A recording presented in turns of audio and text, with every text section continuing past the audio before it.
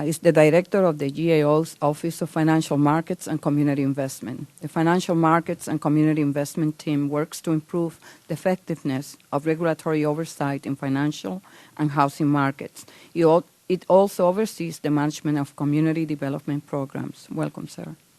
Thank you. Madam Chairwoman, Representative Graves, and members of the committee. It is a pleasure to be here today to discuss our work on the HUBZone program.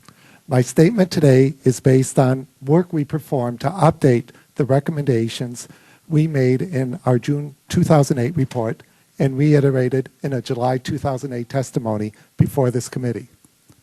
SBA has recently initiated some steps as part of a re-engineering effort to address the HUBZone program's deficiencies and implement our recommendations. I will summarize for each recommendation we made in our June report. First, SBA's HUBZone map used to determine eligibility was inaccurate, and we recommended that the agency fix the inaccuracies and ensure that the map remains accurate. SBA updated its map in September 2008.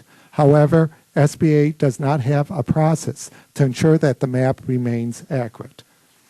Second, we stated that SBA's mechanisms for certifying and monitoring firms provided limited assurance that only eligible firms participated in the program. We recommended that SBA develop and implement guidance to more routinely and consistently obtain supporting documentation and conduct more frequent site visits to ensure that firms are eligible.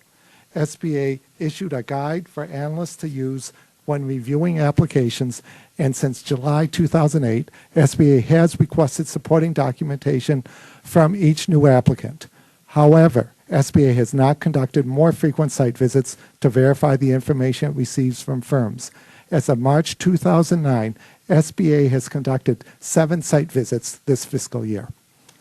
Third, SBA has not followed its policy of recertifying firms every 3 years, and as a result, there was a backlog of more than 4,600 firms that had went unmonitored for more than 3 years.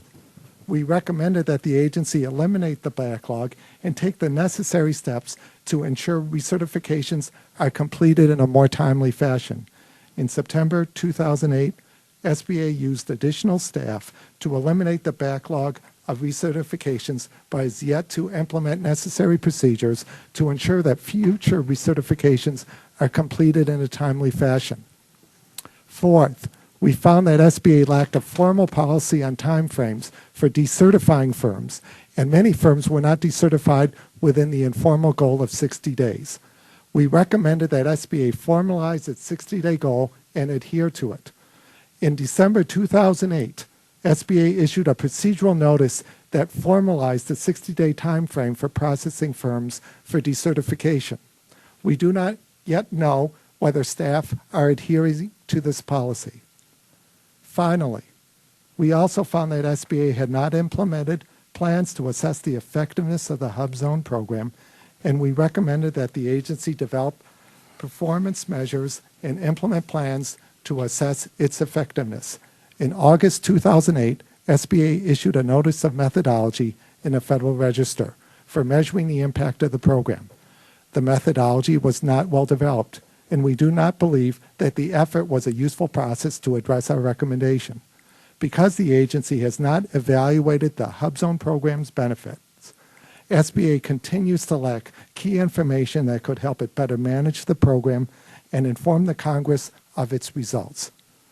It is a pleasure to present our work before this committee. I'd be glad to answer any